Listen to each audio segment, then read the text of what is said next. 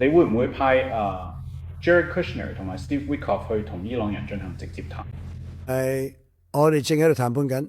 事實證明，正如你所見，我尋日講嘅嘢係完全正確嘅。我哋而家正喺度談判緊。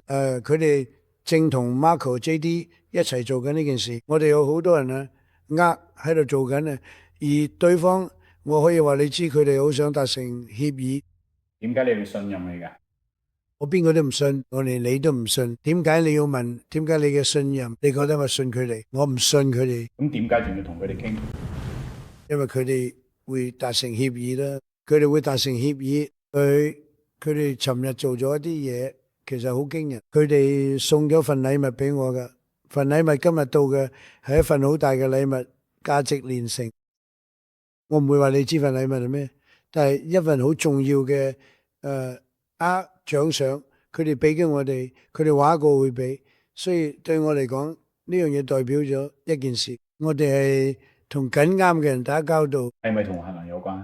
唔係，同核能無關，係同石油同天然氣有關。佢哋做咗件好嘅事，但呢件事向我展示嘅，我哋係同緊啱嘅人打交道。